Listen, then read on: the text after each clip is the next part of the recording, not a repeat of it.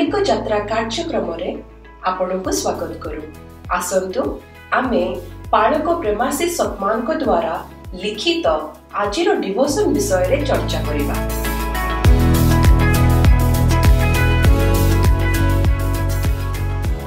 Praise the Lord. आज आमे गोटे बहुत भल विषय रे कथा हेबा। एटा गोटे लेखा उपरे आधारित जहा को लिखिछंती पालक प्रेमाशीष सतमन। शीर्षक हेउछि आमर परिवर्तित जीवन रे अपरिवर्तित जीसु। देखंतु आम जीवन रे परिवर्तन तो जेमिति गोटे साधारण कथा नुहे कि किछि भी तो स्थिर नहीं, सबु बदलुछि। आम संपर्क परिस्थिति एपरिक आमे निजे भी बेले बेले बदली जाउछि। कालीर प्रिय जिनिस आजि पुराणा, कालीर सांग आजि हुए तो दूर रे। तो एते सबु परिवर्तन भितरे आजि आमे मुख्यतः एइटा देखिबा जे जीसु ख्रीष्ट केमिति सबु बेले समान रही पारंती। एहा केमिति संभव? हाँ, ए प्रश्नर बहुत माने शक्तिशाली उत्तरटे बाइबल रे अछि। इब्रानी पुस्तक तार 13 अध्याय 8 पदरे स्पष्ट लेखा हैछि, जीसु ख्रीष्ट काली आजी ओ चिरकाल समान डंदी।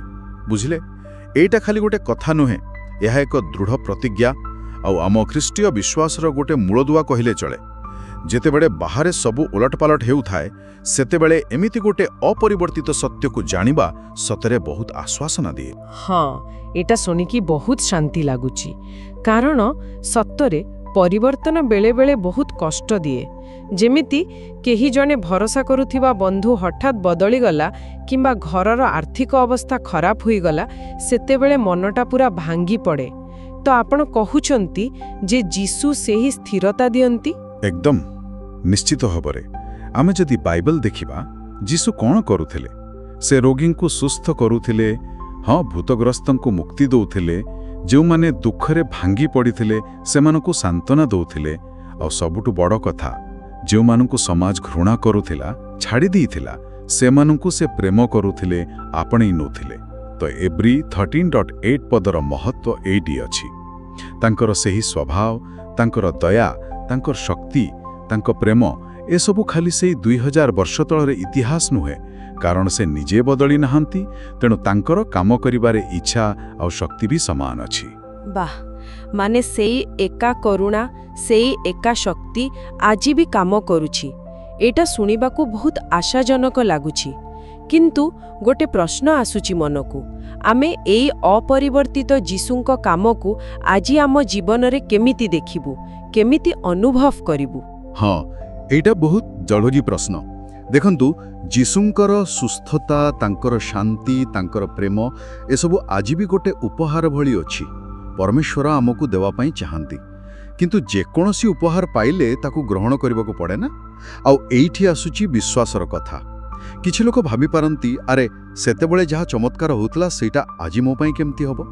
ए जो संदेहटा अछि ना, सेटा ही बाधा दिए। आमको विश्वास करबाको पड़िबो जे जीसुंकर प्रतिज्ञा केवल अतीत पई नथिला, एटा आजी पई भी सत। अर्थात जेतेबेले के भाबुछि मोर ए जो कष्ट चालिछि, एथरे मो पई किछि आशा अछि कि मो कोन सुस्थ हेबी, ताहले उत्तर हेउछि हाँ, कारण जीसु बदली नहांती। ठीक तो तबे कोन खाली विश्वास कले हे जिवो ना, ताकू ग्रहण करबाकू आउ किछि करबा दरकार। कारण जीवन रे एते चिंता, एते भय भितरे बेले बेले से विश्वासटा रखिबा भी कष्ट हुए। आपण पूरा ठीक कथा कहिले। देखंतु, विश्वास कहिले खाली मुंडरे हाँ मारी देबा नुहे, यह एक सक्रिय ग्रहण, माने हृदय रे गोटे निष्पत्ति नेबा जे हाँ, मु विश्वास करूची जीसु आजी भी सेया अछंती आ तांको शक्ति मो पाई भी अछि। गोटे उदाहरण दउछि हो। भाबंतु, जने लोक बहुत दिन हैला गोटे रोगरे पड़िछि। डाक्टर माने भी कहि सारलेनी जे आउ बेसी किछि आशा नाही, पूरा निराशाजनक परिस्थिति।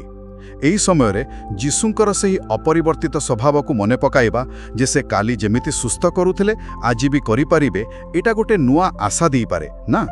तो एही विश्वास रे प्रार्थना करिबा, परमेश्वरंको वाक्य पढ़िबा और तांको सुस्थतार स्पर्श को अपेक्षा करिबा, एइटा ही होउछि सक्रिय भावरे ग्रहण करिबा।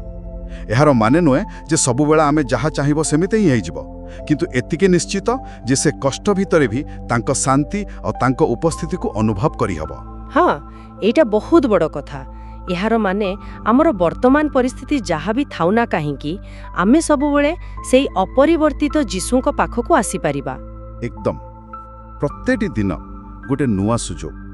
प्रतिदिन सकाळे आमे निजको मने पके दी परिबा जे हाँ दुनिया बदलु थाई पारे किंतु मो परमेश्वर मो जीशु से समान अछंती।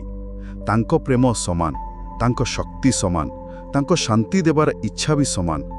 आमको केवल विश्वास रे हाथ बढ़ाई तांको पाखकु जीवाकु हेबो आउ से जो उपहार देउछंती ताकु नेबा पई प्रस्तुत रहिबाकु हेबो। एइता गोटे प्रतिदिनर यात्रा। ताहले आजी आमे जहा कथा हेले तार सारांश हेउछि जीवनर एत्ते परिवर्तन एत्ते अस्थिरता भितरे भी जीशु ख्रीष्ट हेउछंती एक दृढ़ स्थिर आउ अपरिवर्तित आश्रय। से काली आजी ओ चिरकाल समान आउ तांको प्रेम तांको शांति तांको सुस्थता आज भी आम पाई रहिछि। एही गभीर कथाटिकु पाळक प्रेमाशीष सत्यमन तांको लेखारे बहुत सुंदर भाव प्रकाश करिसंती। हाँ आउ एई जो अपरिवर्तित सत्य एहाकु खाली जानिले हबनी, एहाकु विश्वास रे ग्रहण करिबा आउ निज जीवन रे कामरे लगेइबा सेइटा ही सबुदु गुरुत्वपूर्ण। एहा आमकु जे कोनसी परिस्थिति रे ठीक भाव रे ठिया हेबाकु सहाय्य करिबा। अच्छा, आलोचना शेषरे श्रोता मान पई गोटे चिंता करिबा पई प्रश्न रहिला। जेशुंकर जो अपरिवर्तित स्वभाव अछि तांको प्रेम तांको शक्ति किंबा तांको शांति एथि मध्यरु केउंटा वर्तमान समय रे निज पई सबुठु अधिक जरूरी मने होउछि आउ सेही उपहार को आजी केमिति आहुरी सक्रिय भाव रे ग्रहण करा जाई परिबो एहा विषय रे टिके भाबिबे। आशीर्वाद रे रुहंतु।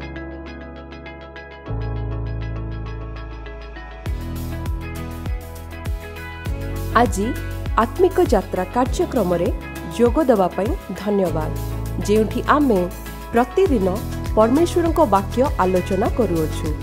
जदि एही कार्यक्रम आपन को आशीर्वाद देई अछि तेबे एहाकू आपना फैमिली आउ फ्रेंड्स व्हाट्सएप ग्रुप रे शेयर करंतु। आसंता काली पुणी देखा हबा। धन्यवाद।